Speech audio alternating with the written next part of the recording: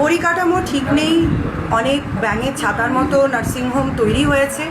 এগুলো যারা আগের সরকার ছিল তারা কিভাবে পারমিশন দিয়েছে সেটা কোয়েশ্চেন মার্ক আছে।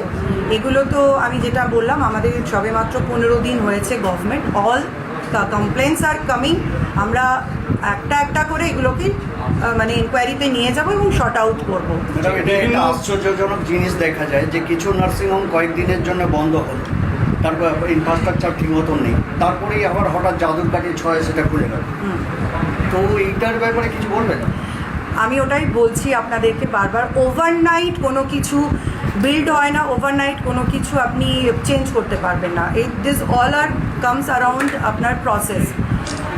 কমপ্লেন আসছে, আমাদের নজরেও আছে সব কিছু।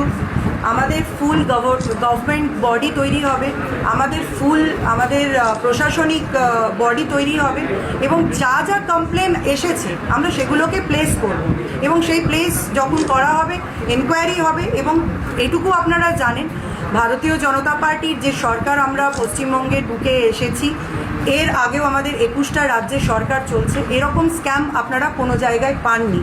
তাই এটুকু আপনারা রেস্ট অ্যাশিওর থাকুন যে আগামী দিনে পশ্চিমবঙ্গের বুকেও এই জাদুকাঠি দিয়ে কেউ খুলে দেওয়া নার্সিংহোম আবার বন্ধ করে দেওয়া, আবার রিওপেন হয়ে যাওয়া, এই প্রসেস চলবে না।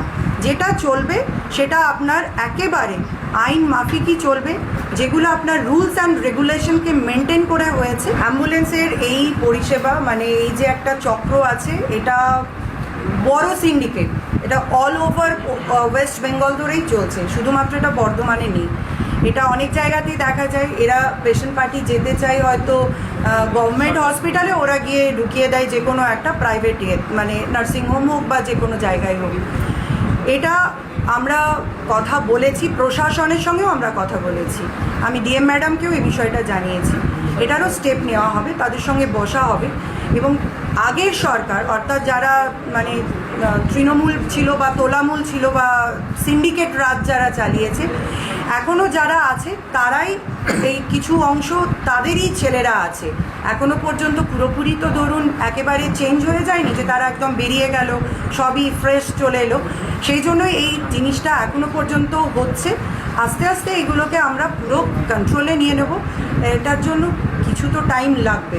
স্বাস্থ্যসাথীতে বহু দুর্নীতি হয়েছে, সেটা সবাই বহু দুর্নীতি হয়েছে। স্বাস্থ্যসাথী ছেড়ে দিন, ফার্স্ট জুন থেকে অবশ্যই গোটা ভারতবর্ষের বুকে চলছে। যেটা গোটা ভারতবর্ষের বুকে চলছে সেখানে দুর্নীতি কোনো আপনি আশা রাখতে পারেন না। আর যেটা জানবেন যে ভারতীয় জনতা পার্টির স্কিম আছে, প্রকল্প আছে, সেখান থেকে দুর্নীতির আপনি 1% কেন 0.5%-এরও কোনো স্মেল পাবেন না।